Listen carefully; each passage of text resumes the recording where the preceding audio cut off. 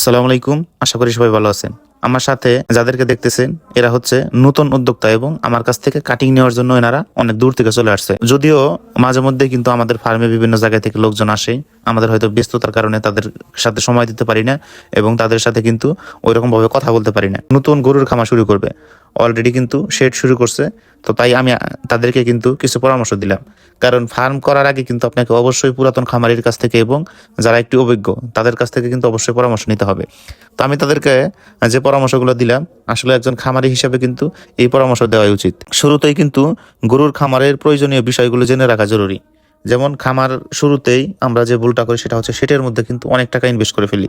যদি সেটের মধ্যে আমরা অনেক প্রচুর পরিমাণ অর্থ ইনভেস্ট করি, সেক্ষেত্রে কিন্তু পরে খামার কিন্তু দীর্ঘায়ু করা যায় না এবং গরু কেনার কিন্তু টাকা থাকে না।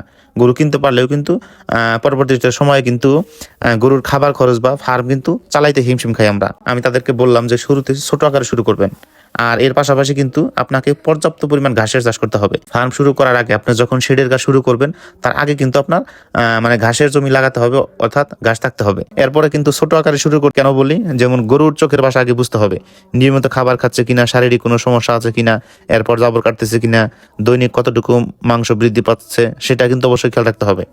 এরপরে গরু কিন্তু কথা বলতে পারে না, আপনি যা খাওয়াবেন, যেভাবে পরিচর্যা করবেন অনুরূপভাবে আপনি তাই ফলাফল পাবেন।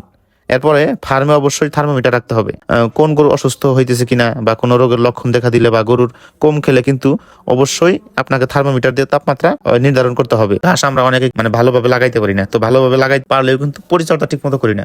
আসলে ঘাসের যদি পরিচর্যা ঠিক মতো না করা যায় সেক্ষেত্রে কিন্তু ঘাসের ফলন অনেক কম হয়। অনেকে আবার করে কি 8-10টা গরুর জন্য একটি রাখাল রাখে, 15 থেকে 20টা গরুর জন্য একটি রাখাল রাখতে হবে এবং গাভীর ক্ষেত্রে 5 থেকে 6টি গাভীর জন্য একটি রাখাল। এর নিচে হলে ফার্মের কস্টিং খরচ বেড়ে যেতে পারে, এতে কিন্তু লসের সম্ভাবনা হতে পারে। এরপরে ফার্ম নিয়মিত পরিষ্কার পরিচ্ছন্ন রাখতে হবে, প্রতিদিন গরুকে 10 ঘন্টা খাবার দিতে হবে এবং 14 ঘন্টা রেস্ট দিতে হবে, তাইলে পর্যাপ্ত পরিমাণ জাবর কাটবে এবং হজম শক্তি ভালো হবে।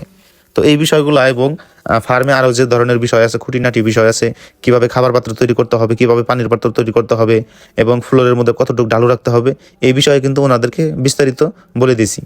এখন ফার্মে কিন্তু মূল যে বিষয়টা সেটা হচ্ছে খাবার পাত্র এবং পানির পাত্র। যদি আমরা ঠিক মতো খাবার পাত্র এবং ফ্লোর করতে পারি সেক্ষেত্রে কিন্তু আমাদের গরু ভালোভাবে রাখা যাবে। আর যদি আমরা খাবার পাত্র এবং পানির পাত্র এবং ফ্লোর করতে যদি আমরা ভুল করি তাহলে সেক্ষেত্রে কিন্তু গরু ভালোভাবে রাখা যায় না এবং গরুর পরিচর্যা করতে এবং ফার্মে কাজ করতে কিন্তু অনেক কষ্ট হয়। তো এদেরকে আজকে আমরা 4000-এর মতো কাটিং দিয়েছি। তো প্রতি শতাংশ জমির জন্য 200 করে কাটিং লাগবে। 4000 পিস কাটিং দিয়ে কিন্তু 20% জমির মতো লাগাতে পারে। তো আপনারাও কিন্তু ফার্ম শুরু করার আগে অবশ্যই কোনো অভিজ্ঞ খামারের কাছ থেকে পরামর্শ নেবেন এবং আগে ঘাসের রোপণ করবেন, ঘাসের পরিচর্যা করবেন। তো ধন্যবাদ সবাইকে, সবাই ভালো থাকবেন। আসসালামু আলাইকুম।